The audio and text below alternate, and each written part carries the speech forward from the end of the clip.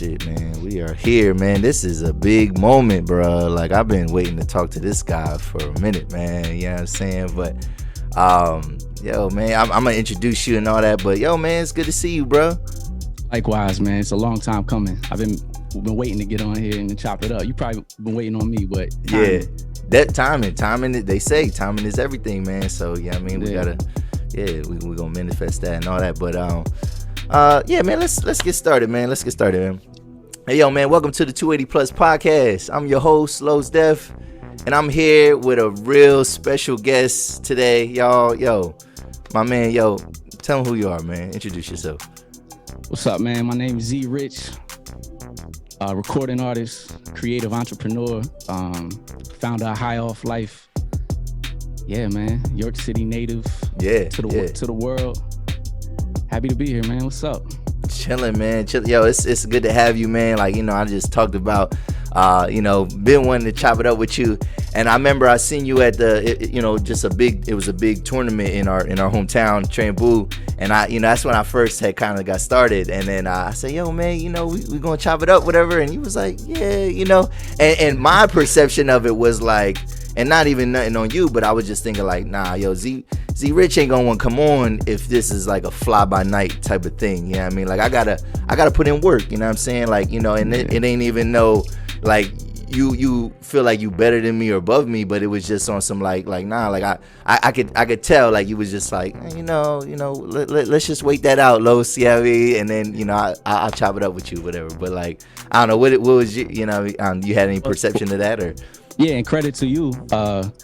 Consistency is the key to building any platform, and you've shown that.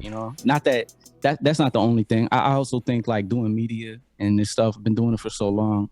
I believe in doing it when, like, generally we could come on here and talk, but like there's also like cool things happening in my career right now, so it makes sense to do the media runs, to chop it up and maybe shed light on some of them things. So yeah, I think it's timing too. Okay, definitely, man. And appreciate you.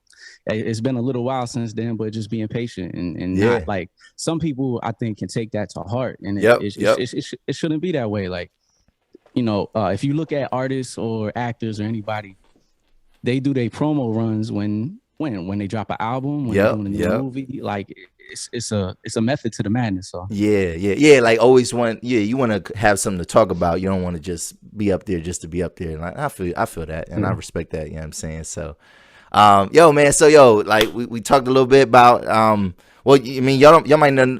He says he's a recording artist, but I feel like he's a legend, man. And at least in our hometown, in our streets, and his name is buzzing, man. His name, he's gone. He's transcended our hometown. You know what I'm saying? And he's built a little empire. Reference back to episode 40 with your man Terrence Green. You know what I mean? Lil T, you're all swagger. He talked about that whole Atlanta story, man, and how y'all just kind of up and left. And I don't know, I just thought that was dope, man. Like, what was your perspective on that, man? Like, shout out to Terrence, man. I watched that too, man. I'm super proud of him. Definitely.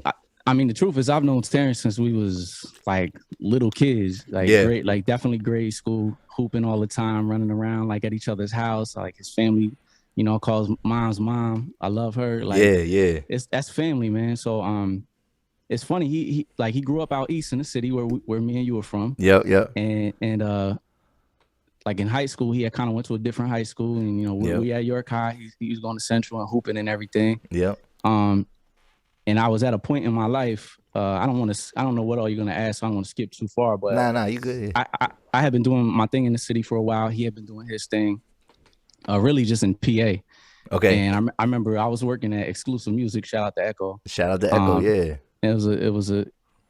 And he came in the store one day. We just chopping it up, and I told him I had made up my mind. I'm gonna move to Atlanta. And that's my man's. But like sometimes somebody could be your guy, but like I haven't seen him in a while. There's no love lost. It's just we not calling each other every day, nothing like that. And he said, yeah, right. I said, nah, I'm finna move to Atlanta. He said, I'm coming. I was like, yeah, right. Yeah. And then literally like within weeks, like he was serious. Like, we were both just at some type of breaking point in our lives. Yeah. And we went to Atlanta and visited, and we figured some things out. And then Yeah, man, took a leap of faith, man. Dang. It's a blessing to have somebody that, like, I don't got to question much with Terrence. Like, that's my brother, So for us to go out here, throw ourselves to the wolves and know we got each other's back was very helpful just to kind of get on our feet out there. And we was young. Like, How old were y'all? And what year was that again? Like what? I was 21. He was probably maybe 20. So like a year older than him. So I mean, we're not super young, but like we ain't have, we ain't come from like a bunch of money to move down there. I moved to Atlanta. I'm tripping thinking back on it. I moved to Atlanta with $700 in my pocket, no credit cards. That's crazy, yeah. a car, clothes, and like a PC and cheap recording equipment. And somehow, like, God had a way for me, but it was crazy. That's crazy, man. And then like you just kind of built like a whole network down there, and we're gonna get into that later. But yo, that's what's up, man. And it's good to be able to do that with like a homeboy, you know what I'm saying, a friend, you know what I mean? Because God, we talk about that type of stuff all the time. Like, oh, we should just, like, and then y'all actually did it, man. Like y'all actually just you know what I mean, took a leap of faith, man. That's what's up, bro. Like, you know what I mean? And huge. Yeah. And so one thing about you though, I know about you is like, you always been very humble, man. Like just with all your success and everything that you've accomplished. And, maybe though, I wonder, does that kind of conflict with what you do? You know what I'm saying? Because you are a rap artist, and obviously like rappers, like the MO is that they're braggadocious, you know what I'm saying? And like you gotta talk your shit, and you gotta, you gotta be not saying that you don't think you're the best, but like that's how you gotta talk. And I just never ever got that vibe from you. Like I always felt like, it was what's for me is for me, but you're gonna put in the hard work at the same time. So like I don't know, man. Like what can you say about that? Like, you know what I mean? Like, do you think at times that may have hindered you being kind of as humble as you are, or would you describe yourself as humble? Like, I mean, am I mischaracterizing you? Nah, it's good. Nah, it's a good observation. I say it's twofold. Okay. Rap is a competitive sport, so it's you pump your chest out. I'm the best. For me, I like to stay within who I am. Like I don't really, like I know myself. I'm happy with that. If I start acting someone that's not myself, the whole shit just don't feel genuine. You feel me? Yeah. It's twofold though, because let me say this: while the perception is you have to be this way as a rapper, the truth is we dealing with human beings in whatever industry, and even in the music industry. And when you show humility and when you rub shoulders with people, sometimes that goes further than being an asshole. Facts. For me personally, I never want to be the guy that give everybody my ass to kiss. Like like when I come up, I'm here to handle my business, but I'm also appreciative of the journey. You feel me? And okay. In my opinion, in life, it's all. While on one hand you could say in the rap, perception, it might hurt me. In the world with human beings, they reach back out with opportunities. The lines of communication stay open because people tend to root for you. Off of that, you know what I'm saying? And I'll never forget, like going up to Sway, the one thing he said, like on air, is like, stay humble and keep that humility, and it'll take you places. Damn. Because I'm sure he sees a million rappers come through there. Like chest just out, and it's like, yo, like that's cool, but I see rappers every day. I don't care, like but I'm more likely to hit your line, if I rock with you. You know what I'm saying? Yeah. I just be myself, man. That's all I can do. And at times, like, especially we being from the same city. If I pump my chest out and scream all the time, look at me like that, maybe it'll sway people's perception or something. But okay. I don't know. There's always a bigger picture. Definitely. Like, okay, that's great. We accomplished this. We're going to celebrate it. We're going to appreciate and bask in it.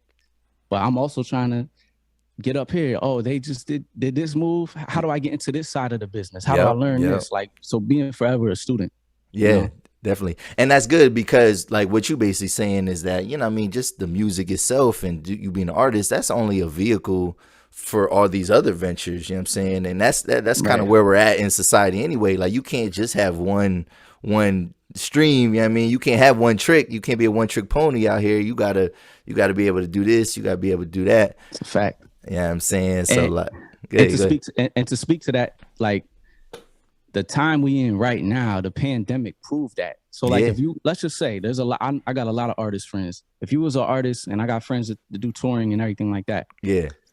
Or if you're a major label artist, when the pandemic happened, if you was a one trick pony, with respect, and all you got all your money off touring, and then touring shuts down and venues ain't popping, you got to figure something out, like on the fly. You know what I mean? Or if you was we seen a rise, I believe, in the hip hop side, like the Benny the Butchers, or the Ransoms, or the Trust, the Griseldas, right? Yeah. If you think about it, for how long, outside of Atlanta, people just never stopped partying in Atlanta. But no. But in general, like, people wasn't at the clubs, so the same cycle of club music and stuff that gets pumped to you all the time might not have been as popular during that time. You feel me? Okay. So, and I'm sure that's hurt some artists' pockets, because they lanes dried up. And if you didn't have the point is that in this day and age with the internet and with I say we in the attention era. Yeah, definitely. So, artists use music to draw attention to themselves. When you got people's attention, what are you going to do with it? Facts. From the independent, mind frame, I want you to buy some merch. We got the High Off Life. I want you to buy this vinyl, buy this vintage cassette, like, et cetera, et cetera. So you gotta have, I went on off a tangent there, but the pandemic proved that, like, you have to be multifaceted in this era if you honestly want to survive. That's good, man. That's good. Yeah, I like that. And like I said, he dropping lessons, man, dropping gems, man. You know what I mean? I want y'all to, if y'all watching, man, hit the like button, hit the subscribe button. I meant to say this earlier, man. I appreciate the viewership. What y'all think about that, though, audience? You know what I mean? Like, in terms of, like, especially the artists, man, like, how far do you think humility takes you? Like, what is that balance? You know what I'm saying? Like, between that braggadocious and also being humble and because obviously too, it's a cutthroat business too. You know what I'm saying? Like, you don't want people to necessarily walk over you. You know what I mean? But humility isn't necessarily a weakness. You know what I mean? So don't look at it like that either. You know what I'm saying? Right. And when you deal with people, you just deal with people, I believe, with respect. You know what I mean? So I'm not gonna continue to be a part of some shit that someone's walking over. I'm not gonna allow it. Like, I'm cool on it. And like, at the same time, as an artist, talking about being cocky or being humble. Yeah. For years, any city I went, if I'm on stage, I'm watching who went before me, and I'm tear their ass up when I get up there. So I'll more so show when it's time to, and then I just don't walk around like that all day, man. Like, it's not my thing. It's not my thing. Definitely. That's good, man. So just in transitioning, getting to another topic. We was talking about, well, you just mentioned a little bit about the empire and just the merch and stuff like that. Yo, so my guy, man, he has an entity, you know what I'm saying, a umbrella, an empire, High Off Life, you know what I mean? And if you haven't heard of it, I'm pretty sure you've heard of it by now. But let's kind of, before we get into, because he told me, off air, there's 3 phases to it, and we're going to get into all those different phases. But like, I remember, what year was that, man, when Future came out with that album, High Off Life? Was that 2019? 2020. 2020. Yeah. And I remember you know what I mean? Like you said, you don't really talk too much, you know what I'm saying? And maybe we talk about like humility and braggadocious, whatever. And I wouldn't take it as that, but like you felt like you had to say something about that, you know what I mean? Because he dropped the album called High Off Life.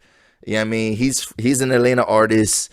You're in Atlanta. You set up a hub down there, you know what I mean? And that's your brand. Like, what was that experience like, man? What happened with that? What's going on? Like, did it even hit his radar? I don't know. Like, I mean, like, Yeah, man. That when I first saw it, my homie sent me an article, and it definitely fucked me up. Okay. Like, I didn't take well to it. Damn. But I'll be honest with you, I can't speak too much with you on it because my lawyers would get mad at me. Oh. But I'll say, we'll pivot that and say that, like, we in the, for me, I'm in the music business. So, just like, I know it's really cool to talk about real estate, and the real estate market's hot and all that right now. Yeah. Any creative, you also got to learn intellectual property and IP and protecting yourself. So talk about it, man. You know, I can't say too much, man, unfortunately. Okay, all right. I didn't even know it. See, that's real. I didn't know it was like that. I mean, so okay. Because I can only assume my own thoughts. I mean, and it's hard for me because I'm so passionate about. We've been doing High Off Life since 2000. I printed my first High Off Life T-shirt probably in 2006, bro. Yeah, we was kids. And kids, man. We was kids. I got pictures of going to this Sneaker Villa, did like a tour back then, and I we was kids, man, and we was performing all over PA, and the bros is running around me. We got these huge High Off Life tees on, probably yeah, like looking crazy too. Because we was wearing the tall tees back then. It's all bad, man. But that's been the brand forever. And for those that don't know, I used to go by the rap name Fiend, Phene. Okay. Yeah. And that was my whole, majority of my career, honestly, till about 5 years ago. I went by Fiend, and not the Fiend like drugs and everything. Yeah, like nah. That's why I spelled it differently. Yeah. But High Off Life was created, one, just because of what it represents. Trying to be positive, not on no corny stuff, but like when you naturally feel good about something, like a move you made. Or I always said, like, you got a girl that you've been eyeing for a minute and you bag it, you feel good. Like, it's a natural high type shit. Yeah, you work hard, you get it, this car you want, or anything. But like High Off Life is like, how can I try to sustain that? Like, of course you feel good in them moments, but like them days where it's not going good, like try to stay level headed and keep that energy. So. And then it also just correlated with the name Fiend, High Off Life. It was like hand in hand. So we started it back then, but it's morphed into a number of things now. Yeah. But with that situation, I'm gonna be honest, man, that sucks, and I hope artists don't gotta go through that, man. But this is it's the industry we in. Shit happens. Just try to put yourself in position where you you set up to stand on your own too. Yeah. Damn, that's crazy. So I might have to, behind the scenes, I might have to do some digging, man, see what I can find, man. But I appreciate that though, man. You know what I mean? Like, you can't talk about it. I respect it. I mean, it's crazy. We'll see. Maybe one day because I gotta hold so much in, man. That part sucks. But you gotta play the game. All right, well, we're going to talk about what's current, you know what I'm saying, with High Off Life, because like I said, we talked about there's 3 different phases to it, you know what I mean? So we're going to start off with the brand, man, the clothing. Shout out to your model, man, my man Joe, Tarzan, you know what I'm saying? Like, you know what I mean? Shout out to little bro, right? That's little bro. Hell yeah. Shout out to Joe, man. Yeah, man. So, did that just kind of start off, because you kind of said, you know what I mean, y'all was just on like a little tour. Did that just kind of start off as like artist merch, you know what I mean? Like, because it's grown into something even bigger, you know what I mean? Like, Absolutely, yeah. It was just artist merch, and like we've had different designs. We've done different phases of it. Like, like my motto, and this will be the motto for a lot of this is can't fake experience. So like I've taken my L's. I've learned, through experience, and some stuff worked, some stuff didn't. And but over time, I just realized like it's at some point I had to like realize that this can be so much bigger than just myself. Like as artist merch, it's my artist merch, and everybody that rock with me, we represent. But the name itself, I feel like can live past. Like now, it's pretty cool because we put the energy into it, there's people that wear it that might not even know who I am. Which is amazing. Yeah. And I think that's pretty cool. That was always a goal, and we're still learning and growing. But yeah, it's been and we've had a pretty good run like the last few years. It's just like pouring more energy into it, more branding. Yeah, Joe's been my guy. That's my young boy, knew since he was a kid. Like it's literally a little kid. That's a little bro. So yeah. He's been going hard and modeling and just kind of like pushing it to people. And he do his work too. He do his work. If he see you wearing a High Off Life shirt on the picture, he going you know what I mean, he tagging all that. So he go hard, man. I'm real thankful for him, and the goal is to grow to a point where like it changed a lot for us. So yeah, that's what's up. But yes. No, okay. So with that though, like, all right, man, like obviously like merchandise and clothing and stuff like that. Like you didn't necessarily come into this thinking you was gonna be a designer. Like how did can you tell us like maybe because I'm thinking about getting merch, man. Maybe this is like a little bit of a lesson. Like, is there an easy approach to start a merch for your brand if you have no designing experience? Maybe you have limited time. Maybe you have limited resources. Like what? How could somebody just kind of get that afoot? Maybe like I always put quality at the top. So like I'm not a designer. Okay. Yeah. And I'm proud. To an extent I am. Right. Okay. I might have an idea and I flush it out.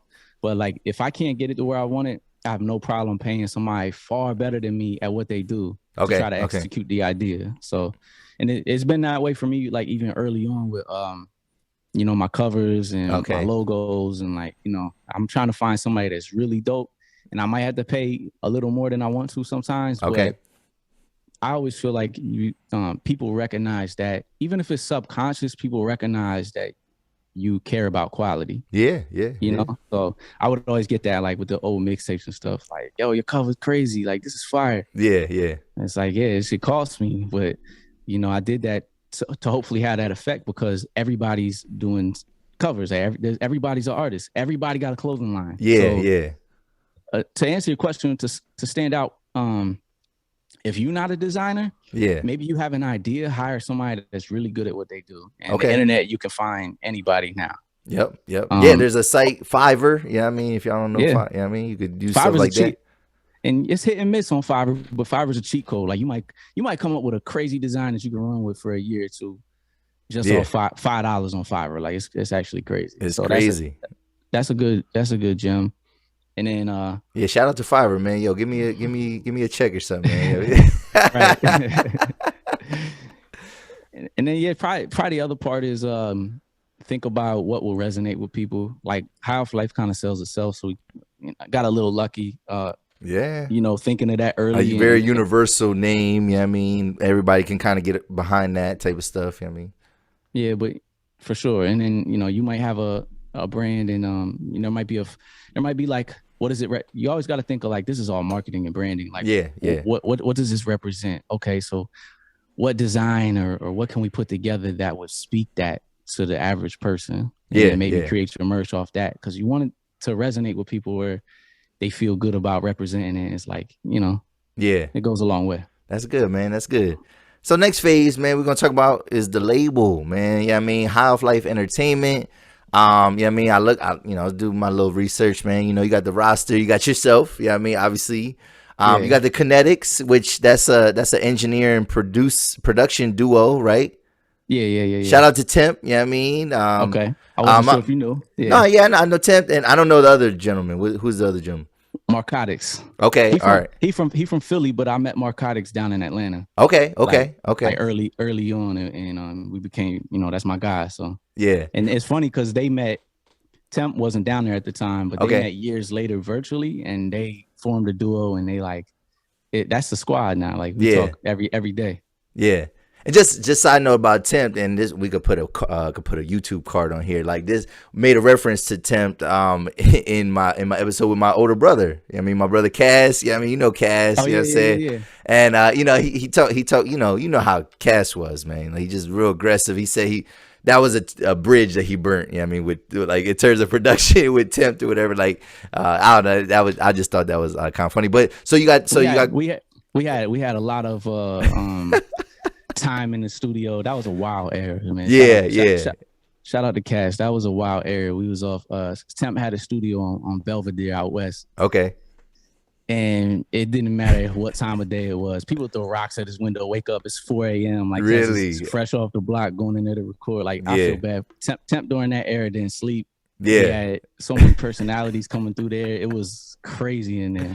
Crazy. That's great. And that's great. And I know my bro, like just his approach, if he ain't getting some his way. And he talked about that in the whole episode, like basically like he felt like his attitude kind of, probably definitely hurt him at times, but he definitely shouted you out, man, helping him out, getting his stuff recorded. Cause we did a lot. We did a lot of fire shit, man. Yeah. And I always I say this, whether cats know it or not, and not just Cass, but like artists in general. Like I moved to Atlanta at 21, so I spent most of my adult life in Atlanta. Yeah, yeah. To be honest, I rep YC, like it is what, you know, all day, but I spent a lot of time down there, and I would constantly show people out there. Like I had a lot of pride, and that's why I would come back with the camera and try to put the bros on YouTube and stuff, because I knew Cass was dope. I knew so many artists. Yeah. Like, cause you know we had stuff in the city. We had the settled DVDs, and we had like stuff buzzing in the city. So it was always like shout out to CMP Media. You know what I'm saying? Like, yeah, for sure. And we always had that floating around, and it was like a lot of pride, and I guess you could say competition.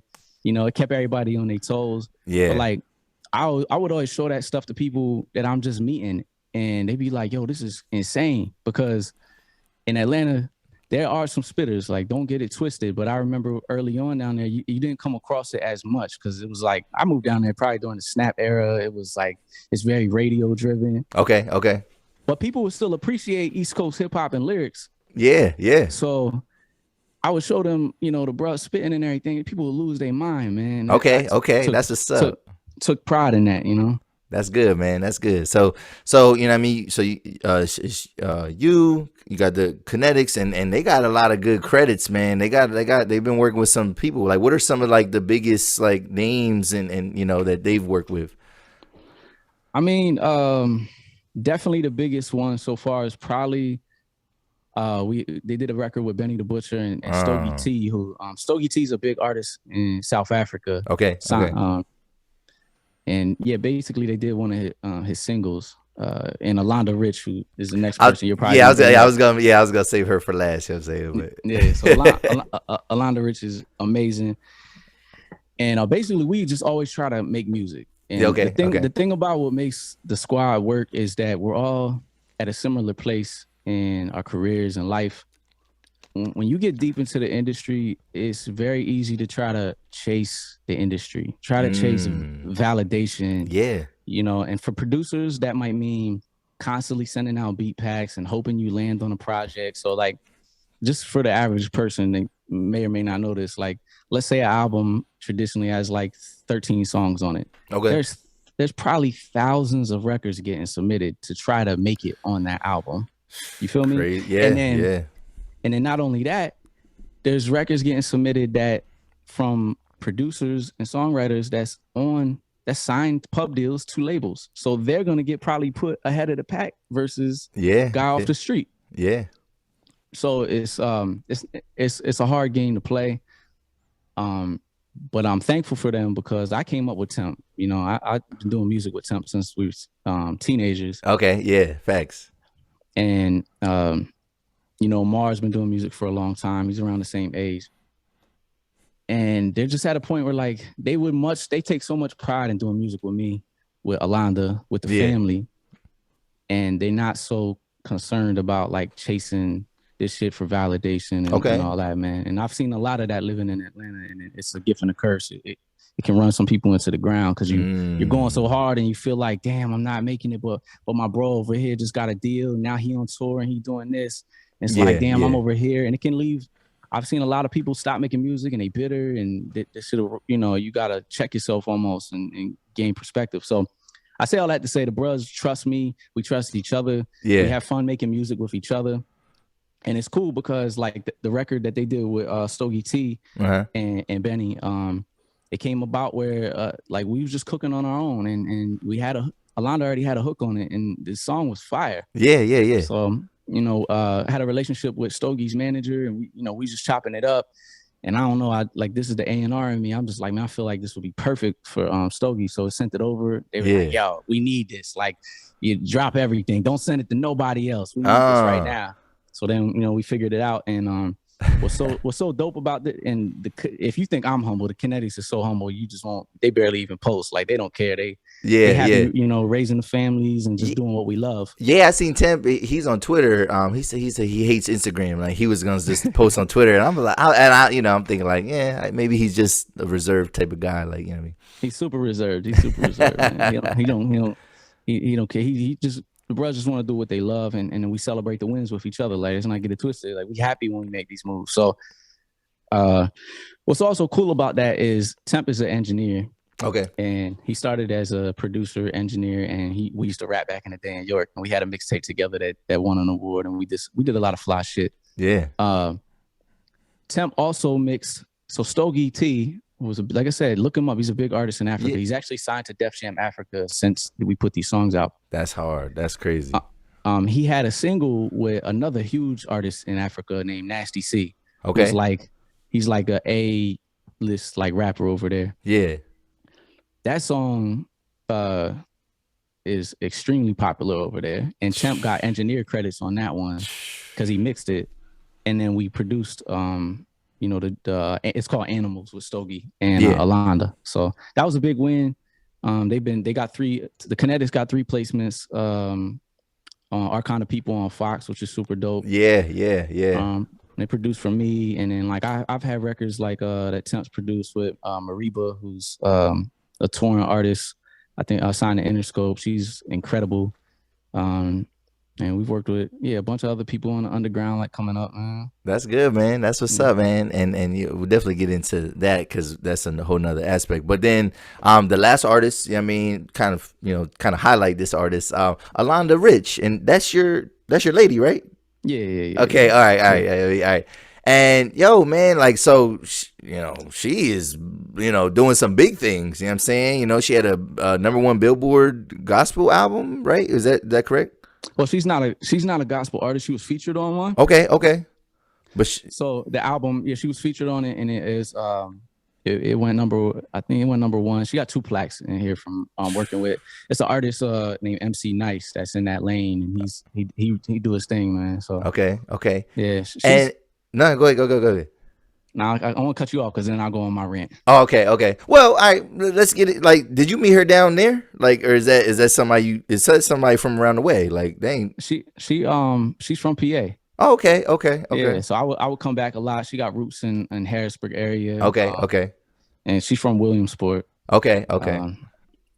But yeah, we kind of like the artist communities be small, and I like even living in Atlanta, I was back and forth to YC constantly. Yeah, I did a lot, for a long time. My focus, all right, before I get to that, for a long time, my focus was doing my thing in Atlanta, obviously the internet, and then really pouring into like YC and the 717. Yeah, and I got to, I'm thankful because a lot of people really did support me.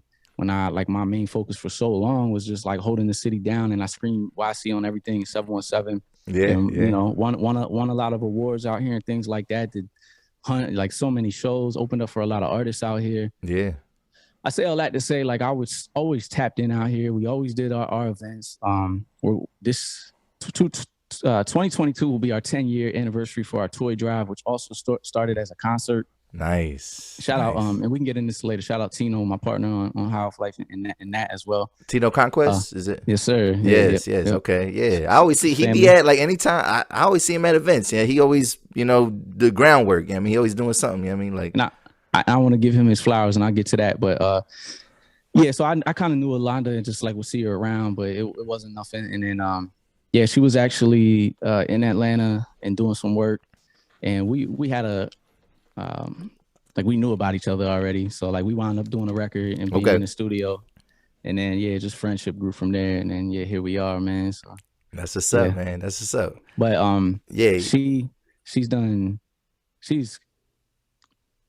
she's incredible, man. She's done so many things in a short span of time. Yeah. And I think it was just honing in on like direction and she's so committed. Like I don't know anybody who records as many songs as her. Really? She made me feel like I'm not working. And she's just a singer. She's a singer, right? Singer-songwriter. Singer-songwriter. Okay. And when you're a songwriter, like 90% of the stuff, the average person is not even gonna see or hear. Oh, okay. Facts. Right? Because it's behind the scenes and it's moving around, whether it's trying to land on albums or whether it's TV and the sync world that we've gotten heavy into. Yeah. But in the last few years, she was on that. She got a little baby placement with Street Runner, who's one of the biggest producers in the industry. Okay. A good friend of ours. She's worked with tons of other like big producers behind the scenes, and the biggest lane that has kind of like shed a lot of light on her is the licensing.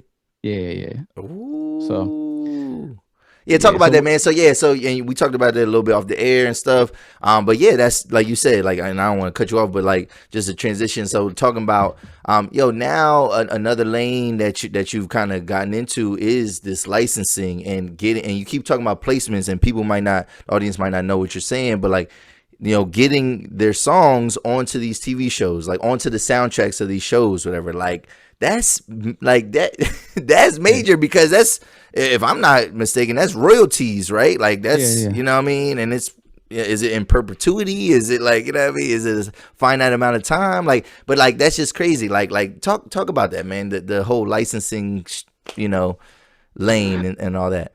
Sure. Well, it's one of them things like and I know a lot of like artists and creatives watch 280 plus podcasts, especially from the crib. Yeah. And these things seem like foreign to us, because I'm gonna be honest, nobody ever showed me this stuff. Like none of this stuff. Like I've had very limited OGs around and in my entire career. Yeah. And Tino is one of them, who met me super early on at like 15, 16 and sat me down and listened to my music and was like, you can get better here. Like he kept it real with me. Like, you get better here, you could do this. Let me show you the ropes. But then he would give me my flowers and say, yo, you're incredible. Like, I think that this could be something. Yeah. And a lot of people don't know this.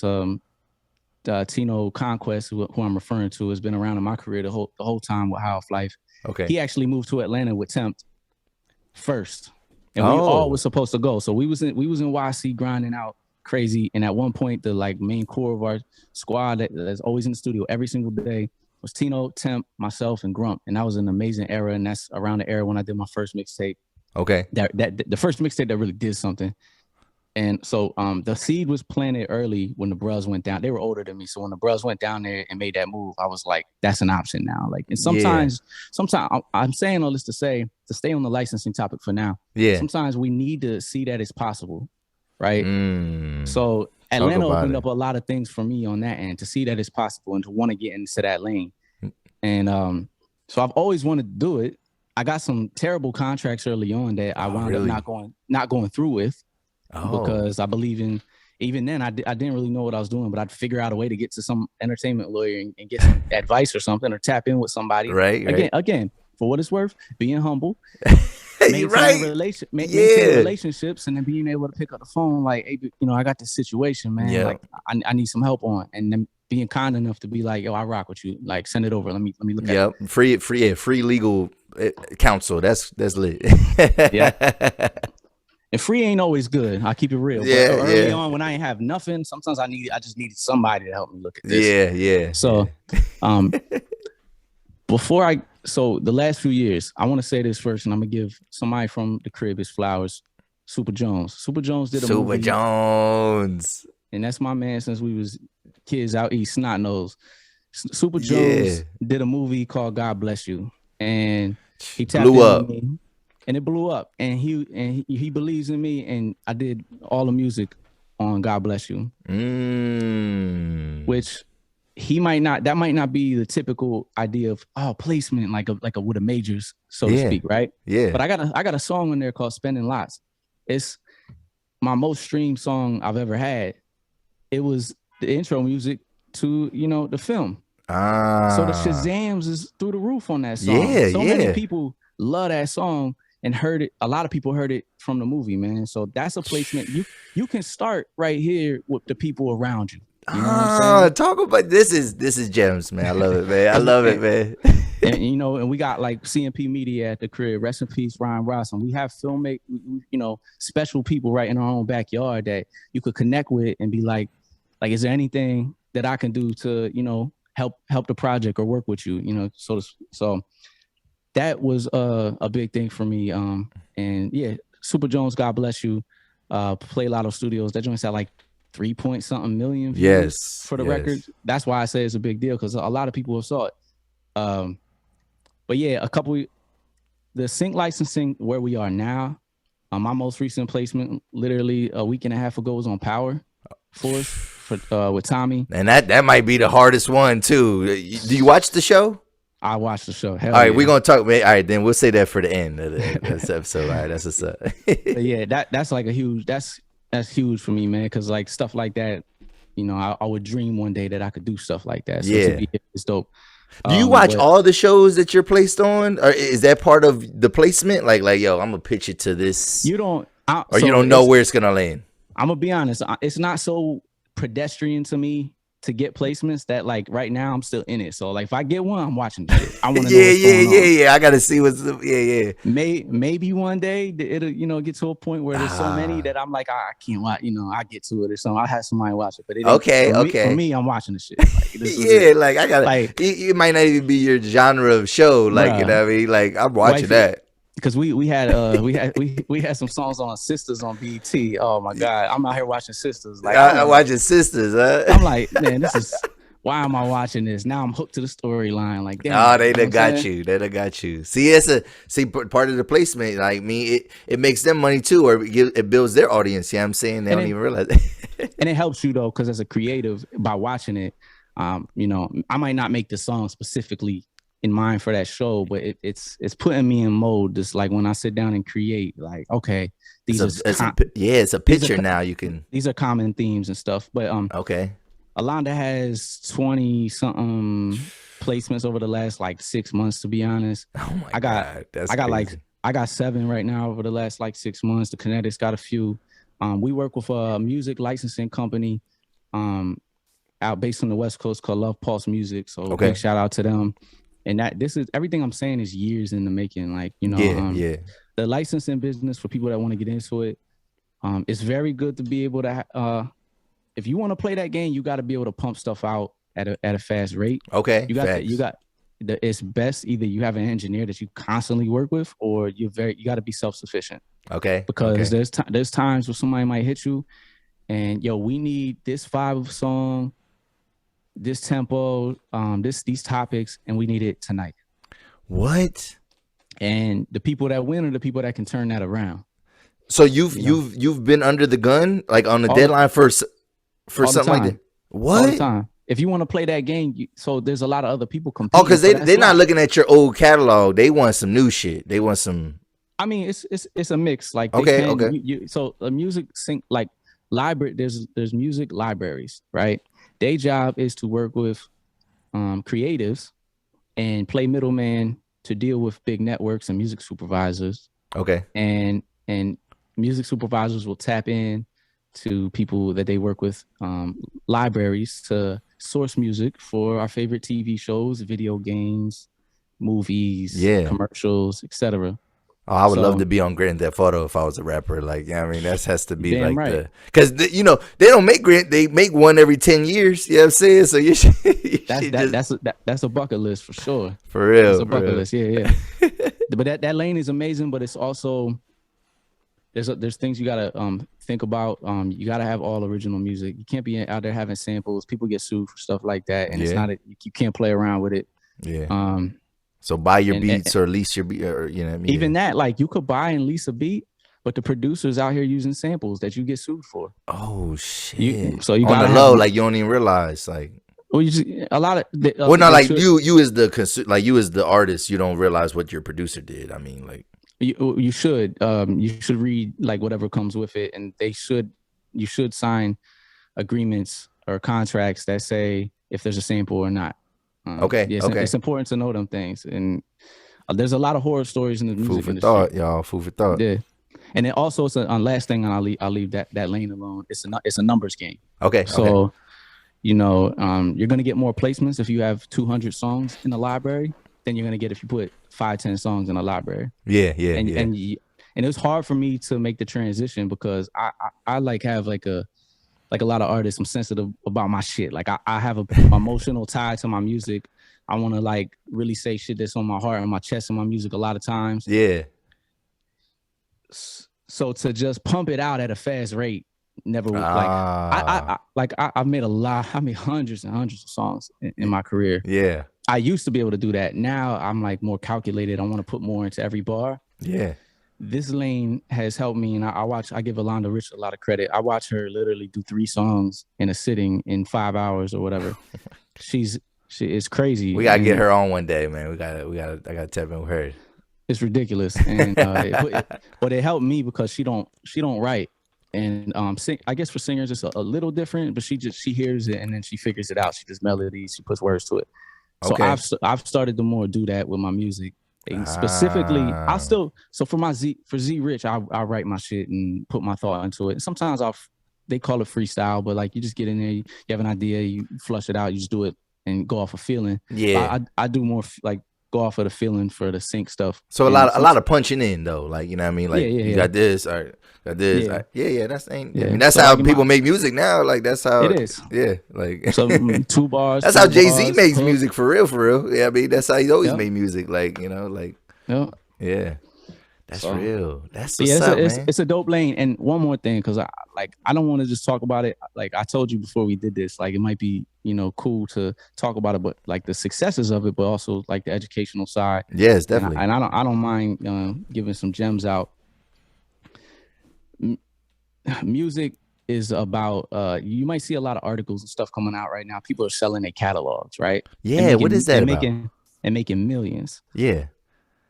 You have to. Is that the short game, like, or is that the long game? Like, cause are these? And I don't want to cut you off, but are these artists that feel like I didn't make as much money off of it early in my career, so I don't give a fuck about it now? Or is that, I don't know, is that what you're supposed to do? Like, well, I can't speak on my catalog ain't worth what these people's catalogs is worth. They out here cashing out, like heavy millions. No, but royalties is a long game. Okay. Like that's on ownership of your songs, like registering your songs, that's like being a professional musician. And when you do that, and let's say your song is spinning on the radio, your song is on a TV show or whatever, like if you got all your business in order and you're a professional, you're gonna get the back end of it, which is royalties. Okay. And why you hear major artists complain about this all the time, like with labels taking their royalties or just different things, is let's say in 50 years. If you haven't sold yours, maybe my kids can eat off the work I put in. Okay. And that's important. You know what I mean? To be a professional. And sometimes this is a different convo, but like I could say from my personal journey, I put out double-digit mixtapes early in my career. The mixtapes was I love that era. I rubbed shoulders with so many people in the industry, and it got me a lot of fans and everything. The mixtapes was a great era. It was disposable. Yeah, it was rhyming on other people's beats. I can't register that. Nope. That's not my music. Like I got my bars off, and y'all know I'm nice, but like I'm not making money off of that now. You feel me? Yeah. It's the original music that you make, that you register, that you go push in your albums. That's where it's at. That's where the importance of artists is catalog. And now in this day and age, people putting out, I would say more projects at a faster rate. Yeah. And sometimes it might not be 20 songs no more. It might be 10 or 5. Right? Yeah. But every release is an artist building a catalog. Okay. And as long as somebody's streaming that or playing that, as time goes on, and we might say streaming don't pay that much, which they don't. Yeah. But it accumulates, like it compounds. Like I got one album out versus having 10 albums out. The compounding every time it plays. You might get a royalty check that's like, okay, this is different. Yeah, this is different. Yeah. So that's that's good, man. That was a good part of the conversation, man. I'm glad you shared all that, man. Shout out to him, man. Shout out to Z.Rich, man, for everything he's doing right now. Comment. Leave a comment what y'all think, man. Have y'all heard any of his songs on any of these shows? Do y'all watch Power Force? And like I said, we're gonna talk about that. And then we're gonna get into the last phase of High Off Life, man, which is, you said for you feel like that's like been some of the biggest. Like at least in terms of maybe exposure, generation of like views and eyes and things like that. Because a lot of that placement stuff, that's behind the scenes. Like people, right. But it's a killer. It's a silent killer right there. But when you putting yourself out there, it's the marketing. You know what I'm saying? And so he has High Off Life TV. All right. And if you ever seen and when they drop them, I'll be on it. You know what I mean? But like, is it just a freestyle series? Is it what is High Off Life TV? People see me, especially from the crib, people see me as like a rapper. And some people won't let you live past that. Like I'm always going to be Fiend that dropped Rehabilitation, the mixtape in 2007 to people. And I never lived past that. I'm serious. That's crazy. And, it's cool. I still appreciate it. Like that yeah, obviously if it connected with you, that's great. Yeah. But I've always been That's 15 years ago. That's crazy. That's 15 years ago, bro. Crazy. Crazy. Yo, that's wild. And even before that, as a kid, like I remember being I don't know, probably in middle school, and my aunt she gave me a newscaster camera that you hold on your shoulder. Yeah. And I was running around the hood, just like doing like little mini movies on and doing like little fake TV shows, like just being creative. I didn't know what I was doing, and a bunch of the brothers out east can attest to that. Like I was running around, we was just doing some dumb shit. It's hilarious. Shit. Like some Jackass type shit, or like exactly. I can't picture, like I'm thinking like Elijah or something. I can't picture him doing stunts and stuff like that, man. But yeah, it was. I don't know what we were doing, but the creative seed was there. Yeah. So like even to be involved in kind of like the film side to an extent now, or just like creating, it's always been there. We started High Off Life for the music, but early on, I'm gonna take you down memory lane. Okay, nice. I was like probably going into high school, and the internet and music was like a weird topic. Like I remember a lot of the bros was like, I ain't putting my music online. Like somebody gonna steal it. They gonna, what? Back then, like, didn't know. Okay. The more you know. Like I'm not that old. The internet existed, but I know. Yeah, we're not. No, we're not that old. No.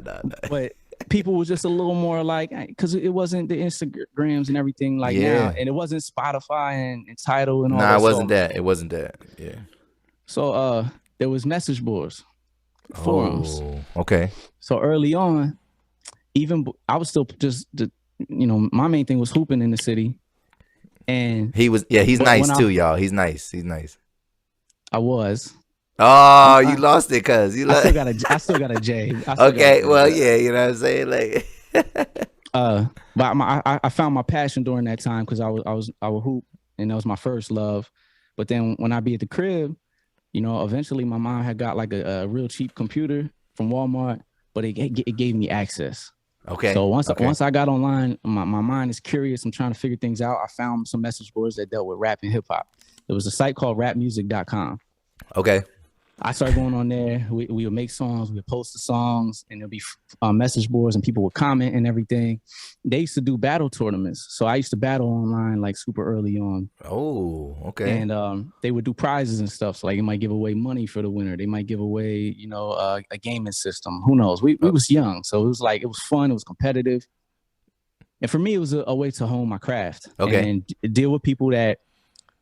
I put some people in the city on the wave, and we would be on there, but it was a lot of people from other areas that I just wouldn't have known about. Okay. You know what I'm saying? That's the internet has brought the world a lot smaller, and you can collaborate much easier now, and obviously all that. But like at the time, it was a little not as common at the time. Yeah. So like I remember doing like tournaments, and I battled a dude named Warbucks, who was like one of the most popular battle rappers on the internet at the time. And there was a site called SoundClick.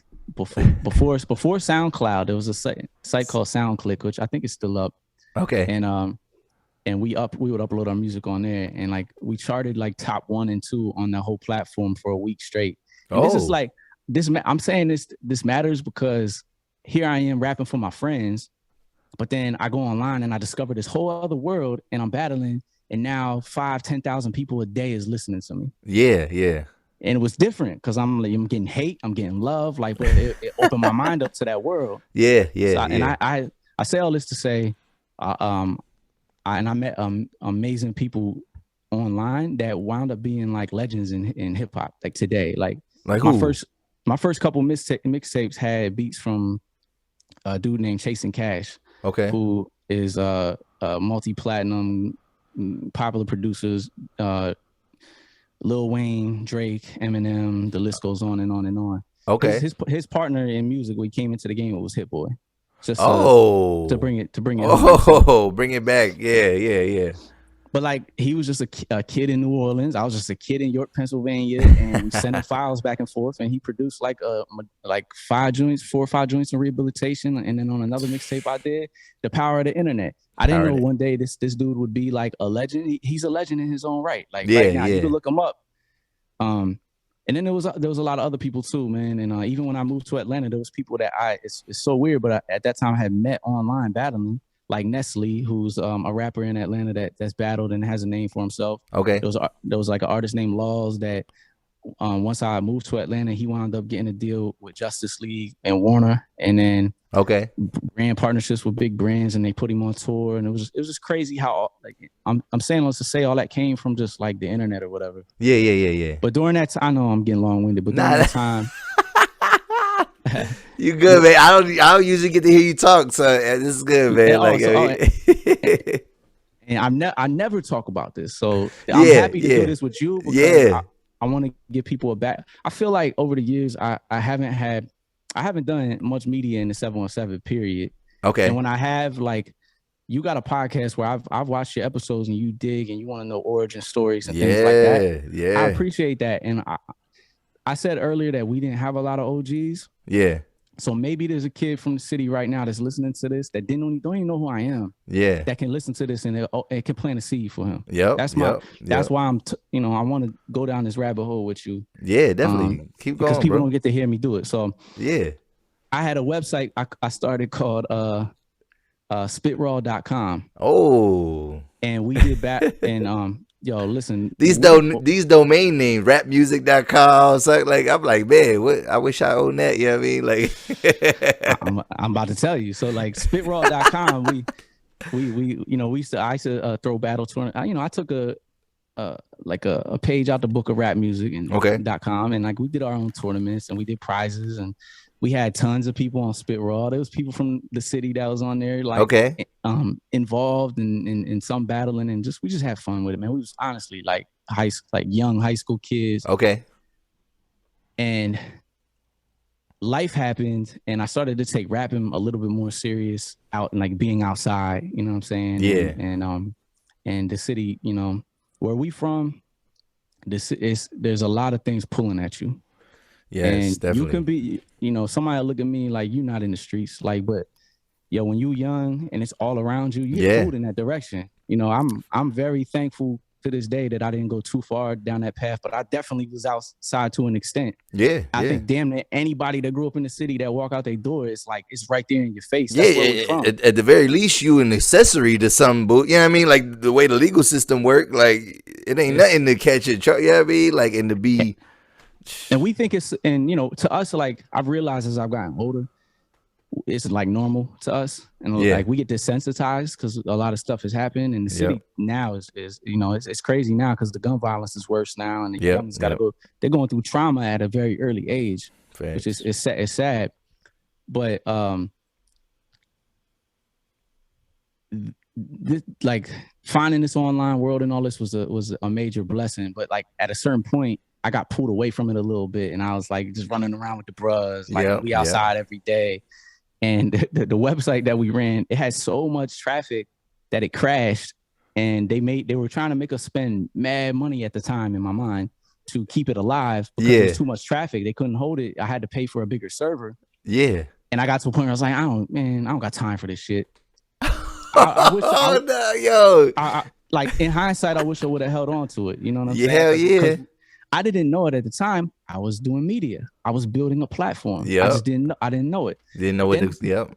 Then the blog era came. I was living in Atlanta. My DJ Dub Floyd, me and him started a blog. HighOffLife.com was a blog. I posted a lot of people's music, whether they admit it or not. We tried to show a lot of love. That's the brother that's the dude that's on the High Off Life, like when they're freestyling. Nah, DJ Dub Floyd was my DJ. Oh no, his name is Mike something, right? Yep. Okay. I'm building to the point. Okay. Just to show like it didn't come out of nowhere. Like, we did HighOffLife.com as a blog in the blog era. The blog era was crazy. It birthed a lot of rappers that is still popular today. Okay. The two Dope Boys, the Nah Rights, the Complex, the illroots.coms. These is all like very popular blogs that incubated no-name rappers to the masses, and then labels was finding and giving deals out from artists that was popping on the blogs. So we was running a popular blog. We was doing millions of hits a year. Yeah. We did projects with the Boondocks TV show. And at the top of the covers, it'll say highofflife.com presents and DJ Dub Floyd. And shout out to DJ Wally Sparks, who was a part of that. He wound up like basically you could say discovering Big Crit and being his tour DJ and A&R and his first album, Def Jam. So this was our circle, like, and we were on to, like, we was really on to something. The problem is that we was young and we was happy to be gaining traction. And then again, I'm gonna come back to this. I didn't have OGs in my ear saying, get the business right. The blog era kind of came and went, and we didn't really monetize the blog era like we probably could have. Like, you know what I'm saying? It could have been, I look back on it and it could have been more. And then also a lot of the artists that loved us for posting their music and stuff, by 2 years later, like, it's like we ain't know each other. Ah, shit. People love you as long as you can help them. Yep. Then they hate you for some reason. It is what it is.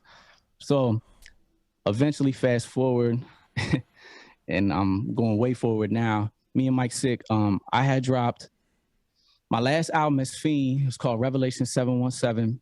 And that's what got me on Sway. That's what got me a lot of other opportunities. I had did Angela Yee's radio show and did an interview with her. Which a cool story about that is, as they was playing my songs, DJ Drama called up to Angela Yee like, "Yo, who is this kid?" And she put our contacts, and that's how I'm not saying I call Drama right now, but when I would see him in Atlanta, it's like, "Yo, Fiend, what you doing? What you working on?" Like, these relationships was building. Nice. And so over time, that's sick. Me and Mike Sick, my partner, he's an incredible rapper, but he was a popular promoter in Atlanta. He was like the staple for Atlanta hip hop. He threw shows. He's a promoter. He threw shows for a good 5-year stretch, like multiple times a week at times.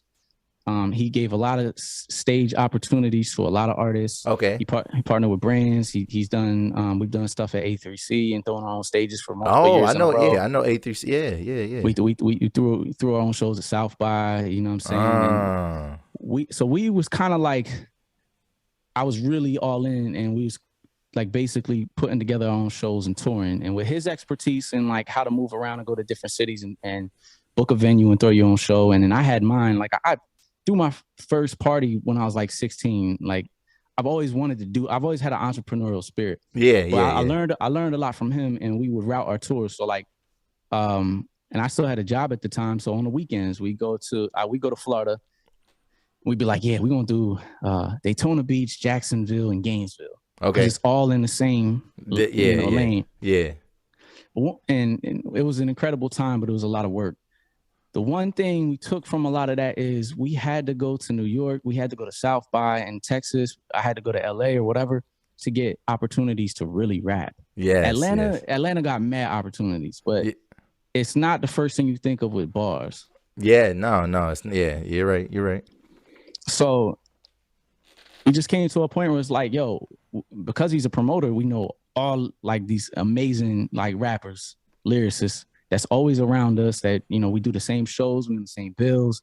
So we was like, yo, let's start our own shit.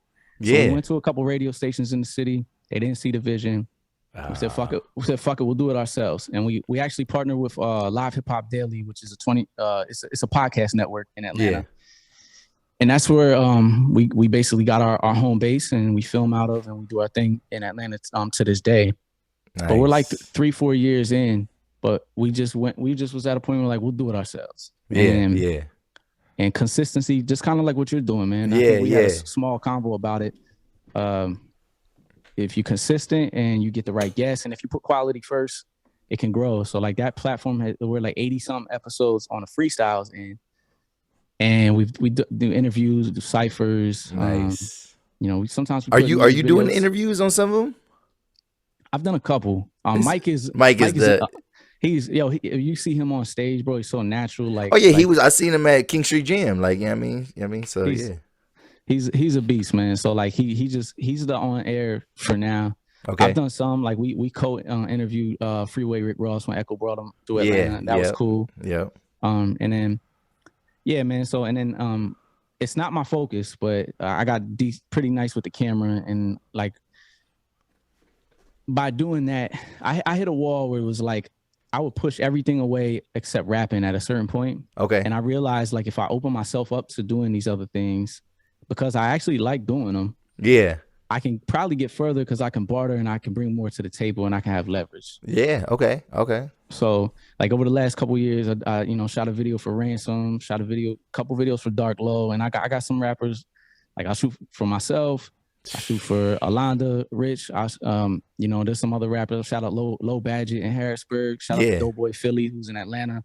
Like these is guys that like we got a type of relationship where like I rock with you, I believe in you, so like let's do some fly shit. You know, and but all these things kind of fall over this media umbrella. High Off Life TV.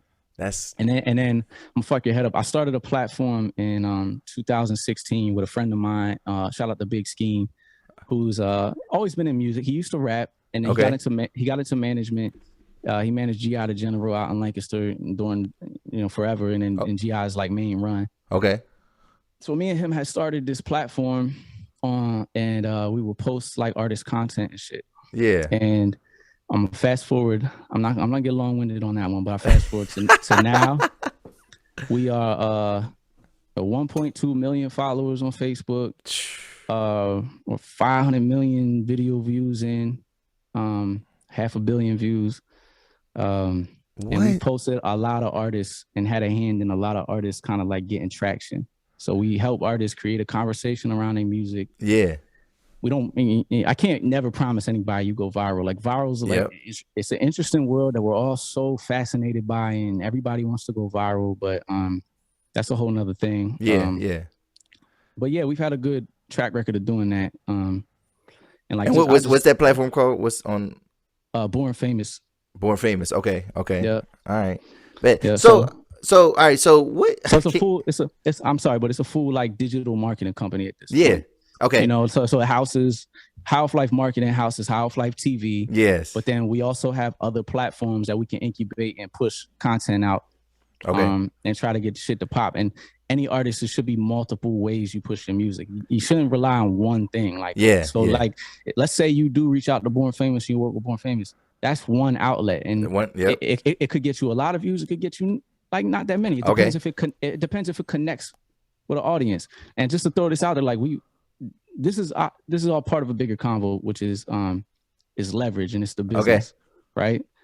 I told you all them stories about getting it wrong, so I could get it right now. Yes, you feel me? So I could do promo for the same labels that would sleep on me. Yeah, hit us up for promo right now. Nice. You feel me?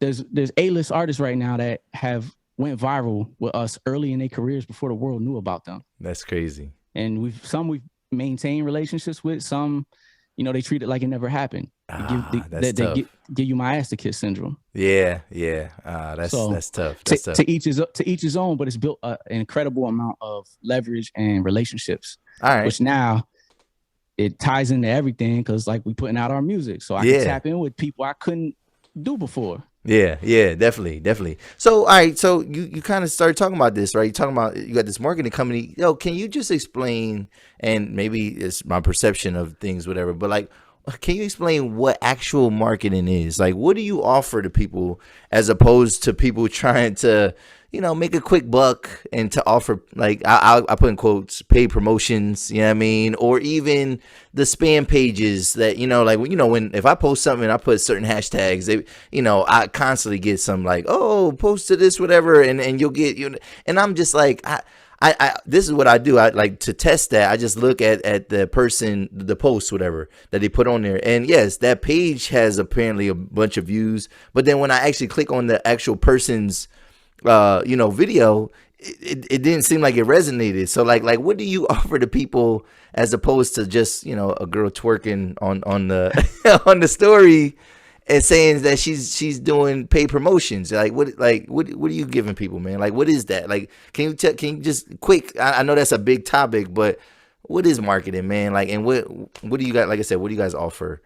Well, everybody in the biggest companies in the world they have the biggest budgets for marketing. So I want to say to artists, like, don't think you above paying for marketing, or like, there's literally every business on earth. Like, McDonald's pays for marketing. Like, I worked at Coca-Cola for a long time. Their headquarters is in Atlanta. they pay probably billions of dollars in marketing. Like it's part of the game. It's how you reach people. So one, you should do your own marketing. You should learn it. Maybe run ads on your channels and all that, and try to get to an audience, or hire somebody that's really good at it. That's okay too. Yeah. Two, when it comes to platforms, like you just said, if you snoop around enough, you can see Fugazi, like, you know, to each his own. A lot of people out here buying followers. A lot of people buying fake checks. All kinds of shit. Yeah, they've offered me the fake check, and I'm like, bro, I don't even I know how many followers I got. Like, I knew there used to be a threshold, but I'm talking to people, like talking to Super Jones. He like, nah, you can buy one. He's like, but like, yeah, don't do that, whatever. And I'm like, I'm not even thinking about it, but it's just like, yeah, that's you just crazy.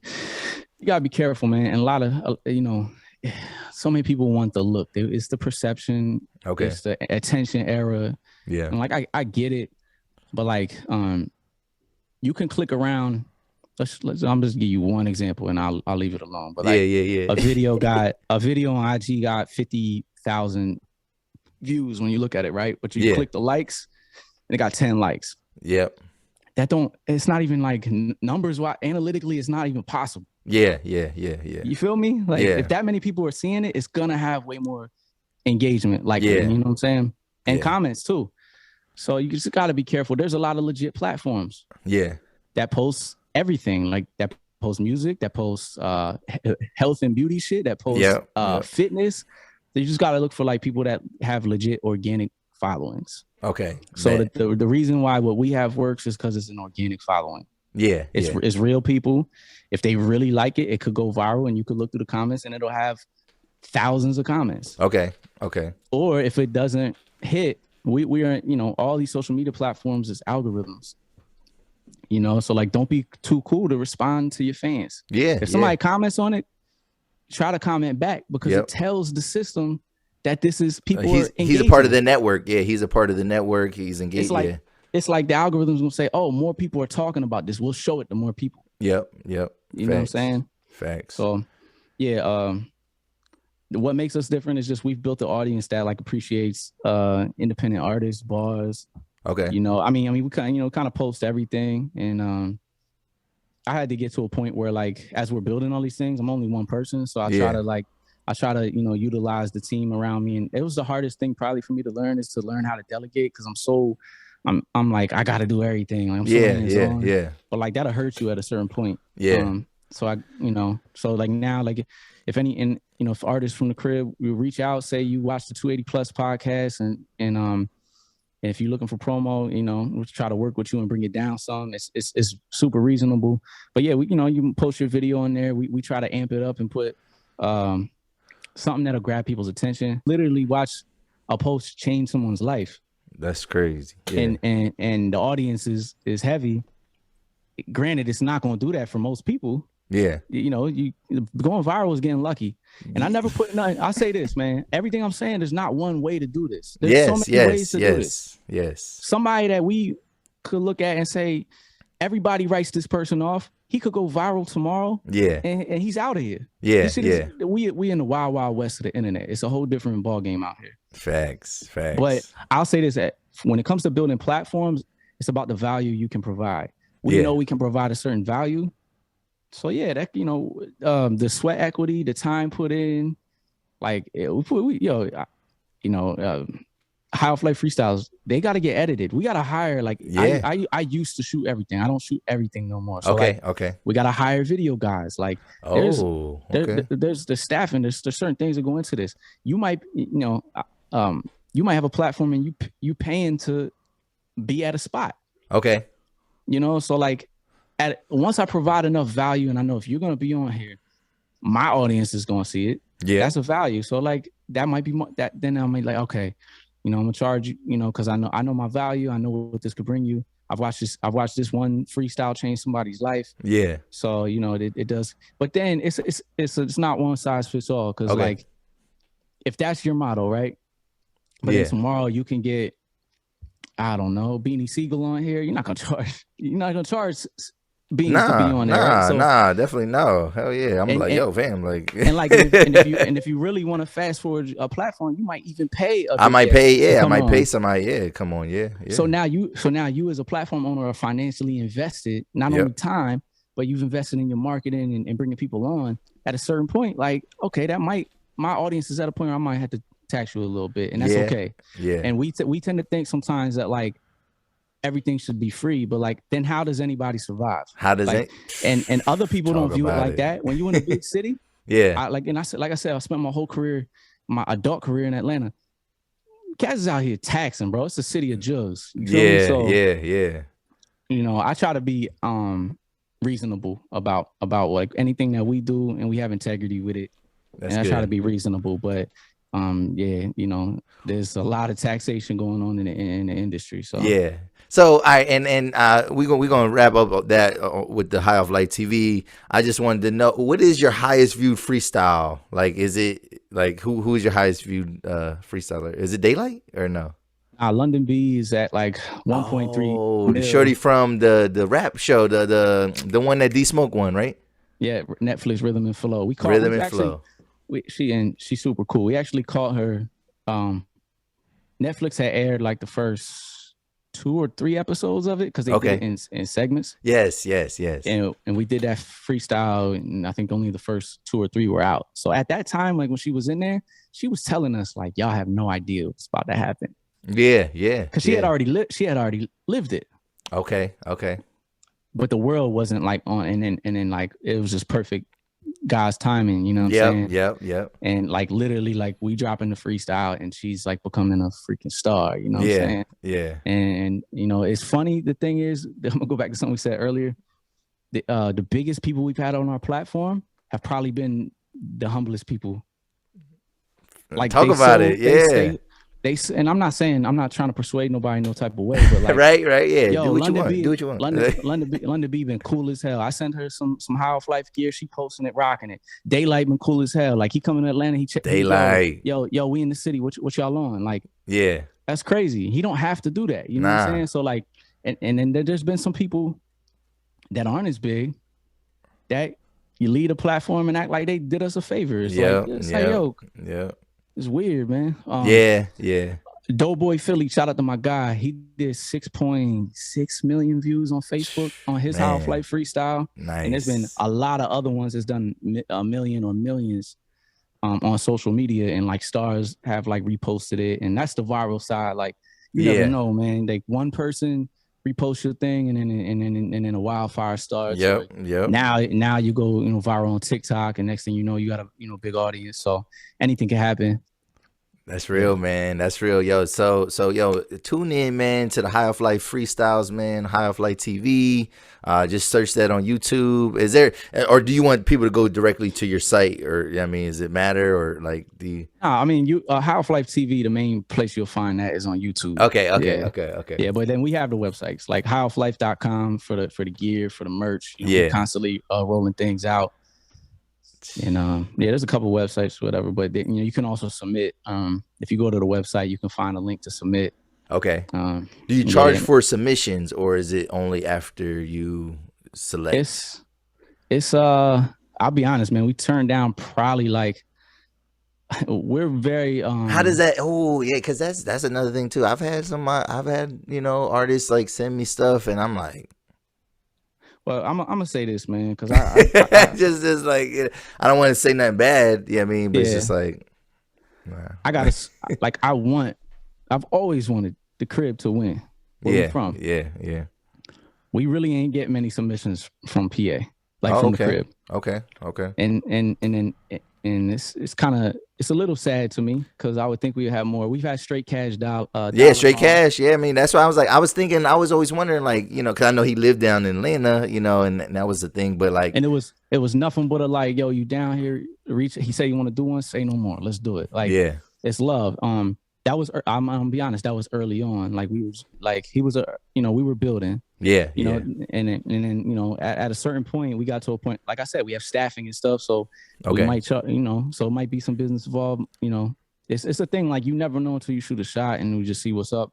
But there's been a couple people from around here now. We actually did a taping out here one time early last year in Harrisburg. So we had some artists from Harrisburg, Lancaster. Okay. Till the End did one from York. Okay, yeah. Shout out to him. Check his out. Damn, I hope I'm not forgetting nobody's joint, but we've done a bunch of episodes at this point. And then yeah. But Did Wavy Westbrook? You get Wavy Westbrook on there yet? Mm-mm. Okay. And I'm not really like too familiar or tapped. I've seen the name or whatever. Yeah, but yeah. Again, like, you know, if someone submits, then obviously I'm gonna see they from the crib or whatever. It's not just me. Like Mike's my partner on that, and we put our heads together and try to figure it out. Yeah. But yeah, we get a lot of submissions. But I say that to say, like, if people watching this, like, don't be too proud. Like, I'm not looking at you funny because you submitted. Like, that's good. I'm happy. Yeah. Let's see what we can do. Yeah. And then we build a marketing campaign around it and try to like make sure people see it. That's important. That's what's up, man. That's what's up. That's but yeah, good. you can submit online, and then I'm not really a person to like speak on things before they happen. I like to like know it's in stone, but like we're working on like there's another way to get on, and we've had some guests get on and do super well. We do a High Off Life Freestyle Challenge. We try to do it once a year. Okay. Pandemic slowed it down. I think we only did one last year. Okay. We got one that we're working on now that is going to be like, how the hell did y'all pull that off? Yeah. Thing. Wow. So we're just trying to work it out. And if not, we're just going to do it how we always do it. But do it yourselves, yeah. And that's another way on. And we've had like really, really good success with people who've won that, doing millions of views and getting like a jump start on their career and having a great relationship with them. Shout out to Handles McGee, who got like, a whole fan base now. And he came up there, respectfully to him, relatively unknown. Okay. And lost his mind. Rapped for like 7 minutes. We had a dude named Sonny Bronco, from Hagerstown, Maryland, come and do one. He rapped like 7 minutes straight, just pain. Yeah. Comic Book Cam from Carolinas came up there and did 1 million views. Like all these people, I'm saying they did big numbers, but they showed out and they've entered contests and stuff like that. Okay. And we've said this before, like they put their pride aside and said, you know what, I'm gonna do this. Yeah.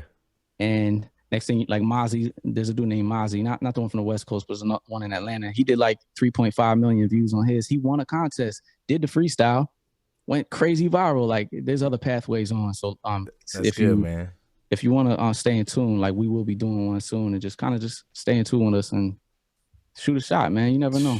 Damn, man, yo, that is fire, man. Yeah, go ahead. No, what you gonna say?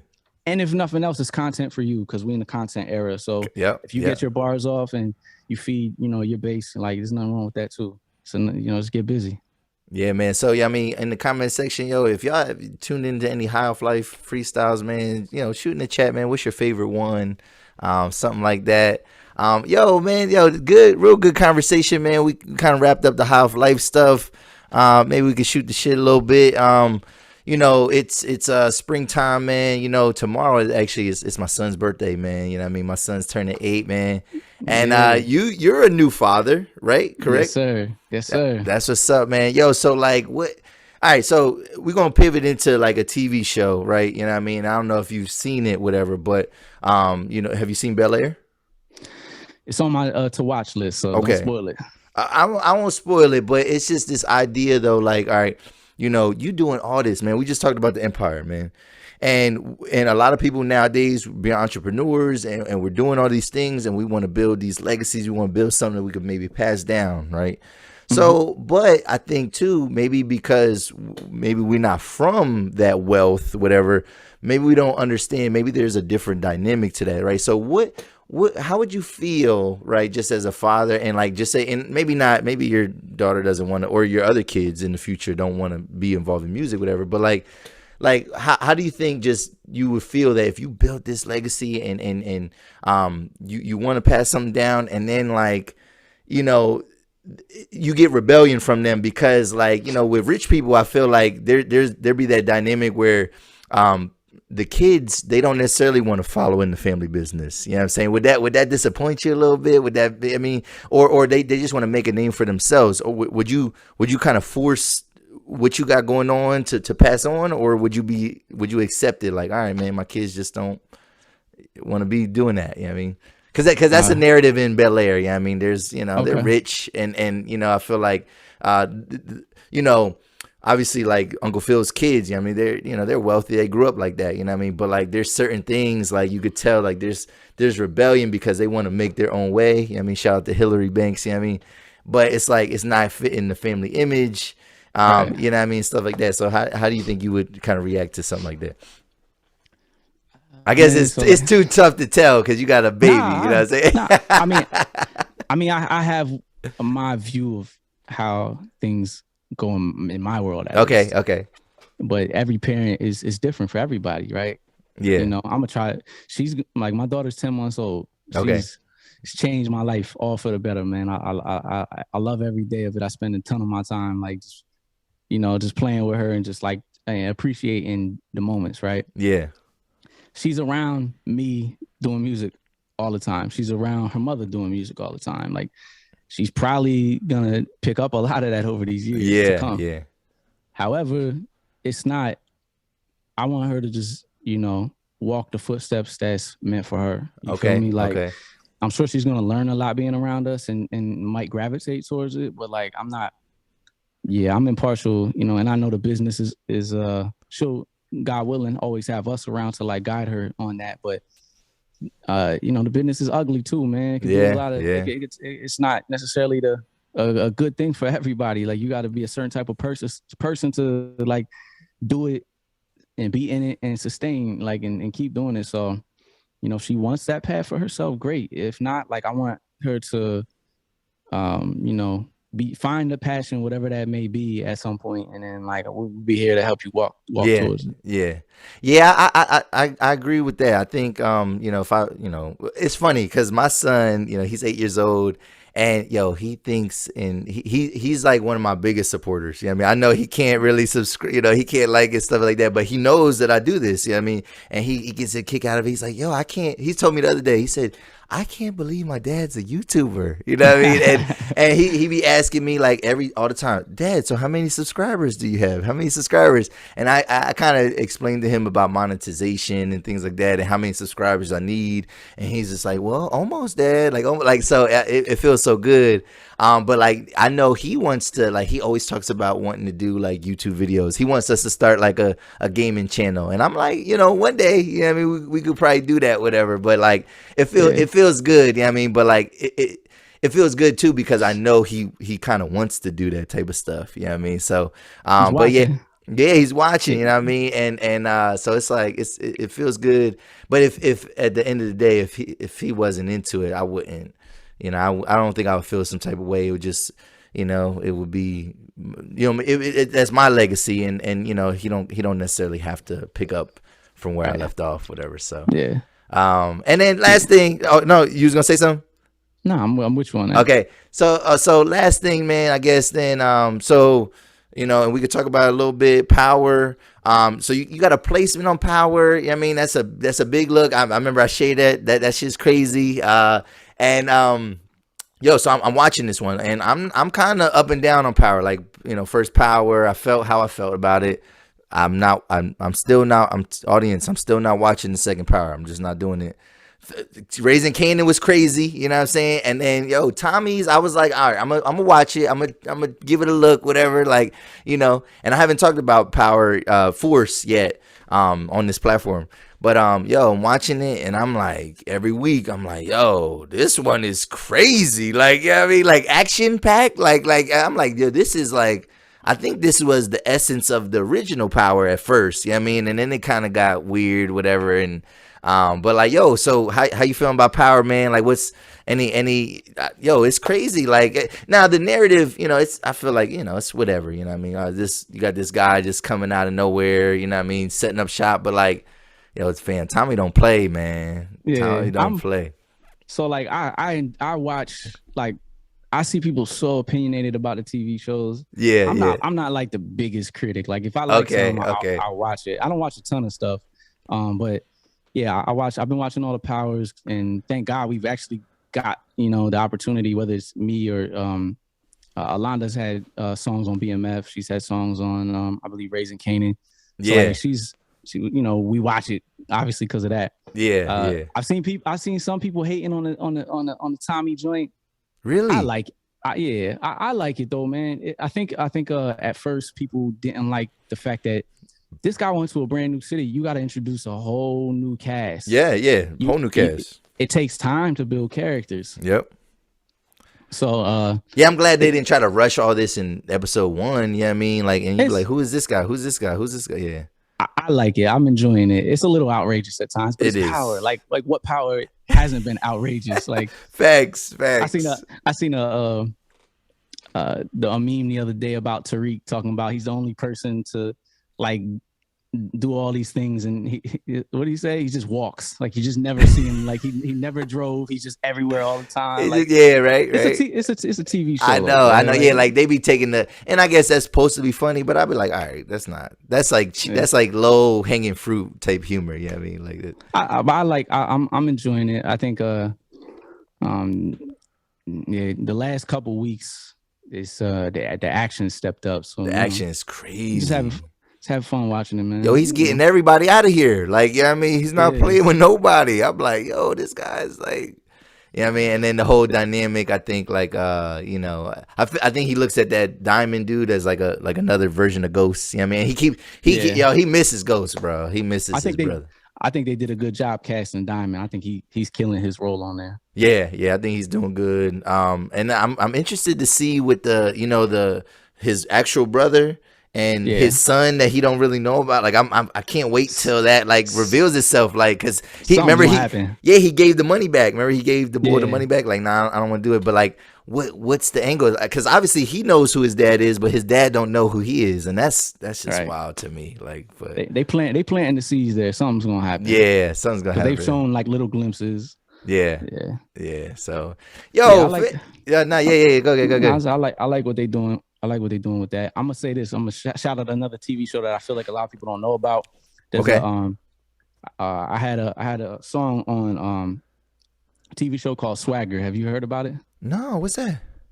So Swagger is, and the name's kind of cliche or whatever, but Swagger is a TV show that was on Apple Plus, which is probably why a lot of people might not have seen it. Okay, Apple TV, Apple TV. My bad. And Kevin Durant is an executive producer on it. Okay. And it's about AAU basketball, and it's kind of like somewhat, I guess, based on a true story. It's like so it's a fictional story about AAU basketball, like kind of. Yeah, so it's like kind of loosely based on Kevin Durant's life. So it's an NBA prospect. Like he's young. He must be like 14, but he's a prospect with chances on going to the league. He's like a number 1, number 2 player in the country, and it's based on his career. AAU basketball, which is like it's turned into like a like there's so much media on these kids at such a young age. Yeah. And then it's all the inner workings of like the bad things in AAU basketball, the money floating around, the stealing players and all this stuff. Yeah. But I love basketball, so to me it's a super dope show. Yeah. Super dope show. And what's his name? O'Shea Jackson. Ice Cube son? Yeah. Okay. Yeah. I'm really bad with names. Mike Sick clowns me all the time. I think it is O'Shea. Yeah, it's O'Shea Jackson. Yeah. He plays the coach on there. Okay. And he does a real good job. But like that show is super dope.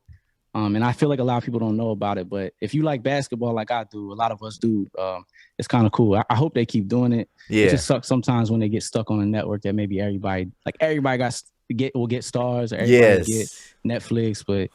It's kind of stuck on, we'll see what they do with it. Yeah. Season 1 is all the way out there.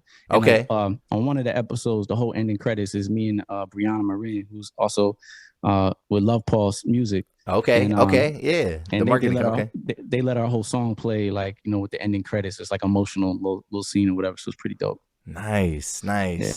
Yo, man. Did you have a good time today, man? I did, man. I appreciate you having me on here. I told myself, like, I want to come on here and talk about, I don't know if I've ever talked about, like, a bunch of the things on here. So I hope, like, leave a comment, let Los know if you're fooling with it. If you're not, let me know. But I hope people can take something from it. Definitely. And it's cool. Man. It's cool to kind of dig into some things that I just don't get to bring up every day. People don't know. That's what's up, man. Yo. And I know we talked a lot about the business, but I'm still out here dropping music. Yeah. You know, I put a song out last week, Spaced Out. I got a bunch of other music out. I got a song out called Dreaming that's doing well. That's still getting, you know, streams and finding new people and new ears. And there's tons more where that came from. Yeah. I got a lot of music in the chamber.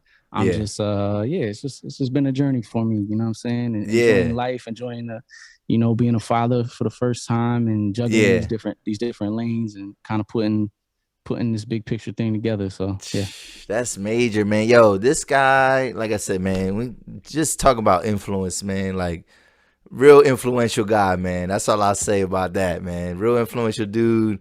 He, you know, all these different lanes, man. Like, y'all don't even, like, if you just look up High Off Life TV, man. Just like look up highofflife.com and you will see, man, what I'm talking about. Like, this guy, like, a catalog is not even, I don't even know. You got an archive, you know what I mean? You got more than a catalog of just content and things that you're doing for all these other people, all these hands you shaking, man. And like, yo, you're really inspiration, man. And I talked about that on the episode with my man Levi. He said, how do you get on the 280 Plus podcast? And I said, yo, man, you gotta be moving and shaking, but you gotta inspire me, man. And like, yo, you do inspire me. Remember we was in high school. Remember I was in some journalist shit. I remember, you know, writing something about you, and I don't even know if I ever published it, but like we been like rocking, man. And like, yo, you know, and here you are, man, with your own podcast. How many episodes? About this is 52. This is 52. Fire. And that's consistency. Like, yeah, man, every week, man. A year 52 weeks, you know what I mean? Like, let's go. That's fire. I get to do the year episode. Let's go. Yeah, man. But much credit to you, and I hope that people don't take it for granted, and all the stories and gems that you get here. Whoever's, you know, all the guests you had. Yeah. Because that's one thing, man. Everybody, like, a lot of us know each other. Yeah. Some of the guests, because we came up in the same city. Yeah. Some of the same era. But we've all been at this like for a while now, and everybody got their own story, man. Yep. You know, you can learn something from anybody, so you just listen for the gems. But shout out to you for being an outlet and a plug in the 717, because we don't have enough of it. Nah, definitely not. And sticking with it, even when there's probably days where it feel like, yo, I want more eyes. I want people to appreciate it more, but. Yeah, definitely, man. You doing your thing, man. Keep it up, man. Yeah, I appreciate it, man. Yo, because I respect you, man. I wasn't gonna ask you this, but because it was just one of them like topics. I was like, man, should I ask him about like white boy rapper stigmas and stuff? I was like, nah, we ain't gonna go there, because you always kept it authentic. You know what I mean? You ain't never been chasing no lane, man. You always kept it real. And like I said, inspiration, man, humility, all that. Like, it doesn't. I never shed light on it throughout my career. Like, I be myself, and half the time, you know, some people know, some people think I'm all kinds of races, depending where I'm at, depending what I'm wearing that day. Yeah. So, like, people you ain't like Logic. You ain't like Logic letting people know this and that. And that shit is that shit can get annoying to me, man. Like, I don't know. Like, so I try not to even like it kind of is what it is. If you know, you know. Like, what, like, just I'm making music just like anybody else. So definitely, man, definitely. Yo, so it's never been a gimmick. Never been a gimmick. Nah, never been a gimmick. So, yo, man, where can people find you, man? And we're gonna wrap this up. Z.Rich music on all social media. High Off Life is the brand. HighOffLife.com. Just search any of them too. You find all kinds of stuff out there, clothing, and then any of the marketing stuff. Like, even hit HighOffLife.com. You know, you can there'll be links on there. If you click around, you can submit to do a High Off Life freestyle, or just watch and just, you know what I mean. If you still listening at this point, thank you. Much appreciation to you. Yeah, there's love. And then what's cool about this too is, you know me from the YC connection, from where we're from. Yeah. And I hope that people that hopefully I can bring some people that listen to my music that aren't from the city. Yeah. That can watch this and they getting stories about where we're from, which is super cool too. Yeah, so, definitely. You know, but yeah, check out Z.Rich music, man. Yeah, we gonna put all the information in the bio, man, so you don't gotta worry about that. Yo, man, I appreciate you for your time, man. This is a good episode, real good conversation, real good lessons, information, entertainment, man. It's good, man. So I appreciate you, man. And yo, if y'all still watching, hit the like, subscribe button. This is another episode of the 2D Plus Podcast, man. We out. Peace.